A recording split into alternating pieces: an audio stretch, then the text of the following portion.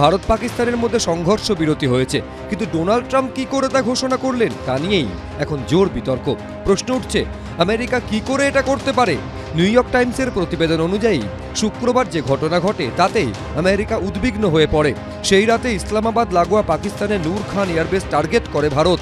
America উদ্বিগ্ন ছিল কারণ সংঘাতের আঁচ কমানোর বার্তা কোনো পক্ষের কানে পৌঁছচ্ছিল না।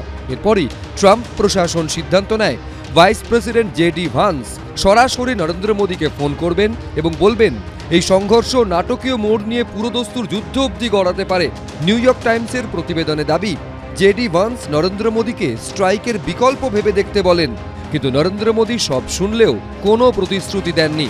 অন্যদিকে আমেরিকার বিদেশ সচিব মার্কো রুবিও পাকিস্তানের সেনাপ্রধান আসিম মুনিরের সঙ্গে কথা বলেন।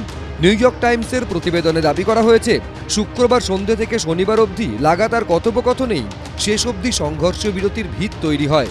কিন্তু সার্বভৌম রাষ্ট্র ভারত সংঘর্ষ বিরতির সিদ্ধান্ত নিল, সে কথা আমেরিকার প্রেসিডেন্ট ডোনাল্ড ট্রাম্প ঘোষণা করবেন কেন? সেই প্রশ্ন থেকেই যাচ্ছে। एबीपी आनंद।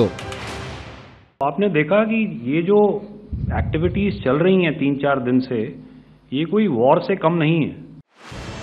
সংঘর্ষ বিরতির আগে অবধি পাকিস্তানকে যোগ্য জবাব দিয়েছে ভারতীয় সেনাবাহিনী। আর ভারতের থেকে ধারে ধারে পিছিয়ে থাকায় বারবার কুকর্মের মধ্যে দিয়ে আঘাত আনার চেষ্টা করছে Pakistan.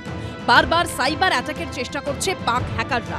Dance of the Hillary নামে এক ভয়ঙ্কর ম্যালওয়্যারকে কাজে লাগানোর চেষ্টা করছে তারা। পাকিস্তানের সাইবার হ্যাকারদের কবলে কিন্তু আসতে চলেছে ভারতীয় নাগরিকরা, এবং সেই বিষয়ে ইতিমধ্যে সতর্ক করা হচ্ছে। যে বিষয়ে জানা যাচ্ছে যে হ্যাকাররা চেষ্টা করছে ভারতীয় নাগরিকদের তথ্য হাতিয়ে নেওয়ার, এবং এক্ষেত্রে কিন্তু পাঞ্জাব পুলিশ গোটা বিষয়ে সতর্ক করলো নাগরিকদের। এক্স হ্যান্ডেলে পাঞ্জাব পুলিশের তরফে সতর্ক করে বলা হয়েছে, পাকিস্তানের হ্যাকাররা ডান্স অফ দ্য হিলারি নামে একটি ভয়ঙ্কর ম্যালওয়্যার হোয়াটসঅ্যাপ, ফেসবুক, ইমেলের মাধ্যমে ছড়িয়ে দিয়ে ভারতীয়দের নিশানা করার চেষ্টা করছে।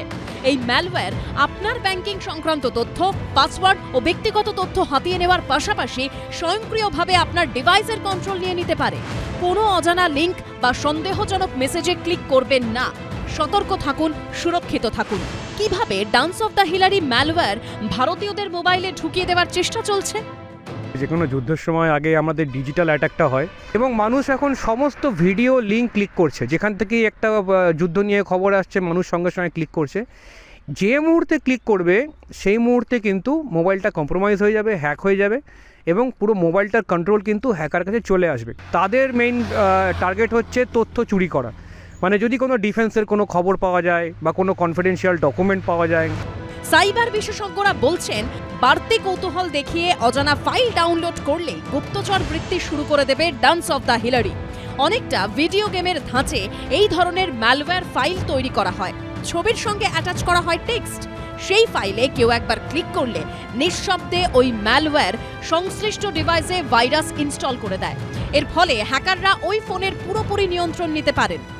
কশন যেটা রাখা উচিত যে কোনো আননোন যে সাইট থেকে বা লোকের থেকে যদি কোনো অ্যাকসেপ্ট কোনো কিছু আসে, যে ফাইল বা লিঙ্ক বা কিছু, সেগুলো একদমই না ক্লিক করা বা সেগুলো তাড়াতাড়ি সাইবার সেলের জন্য রিপোর্ট করে দেওয়া। কোনো খুব আননোন সাইট যেখানে কোনো এক্সট্রা প্রলোভন পাওয়া যাচ্ছে, কোনো লোন হলো বা কোনো সস্তায় কোথাও ট্রাভেল করানো হচ্ছে বা কোনো প্রোডাক্ট পাওয়া যাচ্ছে, সেই ধরনের দিক থেকে বিরত থাকা। আমার মনে হয় নেক্সট 7 দিন বা 10 দিন এটা খুব কশাস থাকা উচিত। সপ্তাহ দুয়েক আগেও ভারতের ওপর সাইবার আক্রমণের চেষ্টা করেছিল পাকিস্তান। পার্থপ্রতিম ঘোষ, সুদীপ্ত আচার্য ও আবির ইসলামের রিপোর্ট, এবিপি আনন্দ।